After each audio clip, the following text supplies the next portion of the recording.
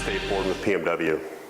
We're going to talk today about probably one of the most important factors in competing for organic search, and that is your market.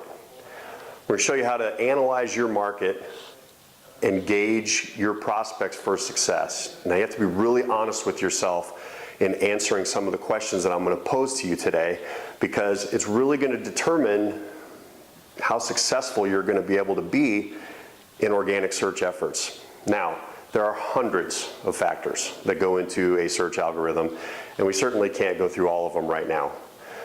But the major factors that you need to take a really good look at in determining whether or not your company can compete is the size of your company, size of the market, the number of competent competitors, the age of your company, and its reputation. Company size. I hate to say it, but it's better to be big than small when you talk about search engine optimization and being found for organic search. A big company with 1,000 properties is going to have 2,000 or 3,000 tenants in those properties, several hundred owners that own those properties that need to interact with that site on a daily basis. Search engines love usage data. They like page views, time on site, people watching videos, filling out forms and maintenance requests, and looking at properties and submitting inquiries about them.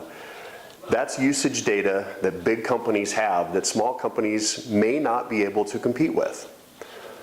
So it's, unfortunately for the smaller companies, it's better to be big than small.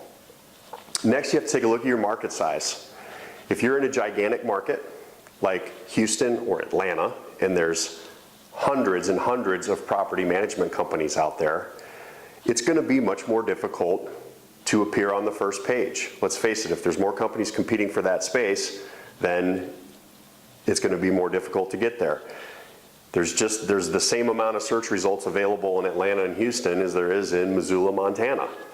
So getting on that front page has a lot to do with the size of the market. Not only that, in the most competitive markets, the cost of those terms and the effort required to get there is going to be significantly higher. So it's better from an organic search perspective to be a big company in a small market. In addition to the market size, it's the number of competent competitors that are in your market. If you have a ton of competitors in your market but none of them know what they're doing, that's okay. But if you have, even in a small market like Grand Rapids, where there's a half dozen companies that do a really good job with their websites, it's going to be difficult to compete there. So the more competent competitors that are in your market, the tougher it's going to be. So you want to have a low number of competent competitors. And after you watch all of the video series, you're going to know exactly what to look for when you do a search in your market to determine whether or not your competitors are doing what they're supposed to do, and also be able to determine whether or not you can compete with them. Next is the age of your company. Not only how long has the company been in business, but how old is the company URL or website name, and how long has the company been conducting business on that URL. Obviously, the older the better. Just like humans, search engines don't like brand new companies. They're not sure whether or not you're going to be in business tomorrow. Companies that have been in business for 15 or 20 years, and especially those that have been conducting business online on the same URL for that long, have built up a lot of domain authority and a lot of credit, both for their business and the URL that they're operating on. So if you're going out and buying a brand new URL, you're going to have a much more difficult time competing against a company that's been in business for a long time and has an old, established, and seasoned URL. Now there's some other ways you can compete that we'll talk about in one of our future videos. But for now, it's better to have an old company and an old URL.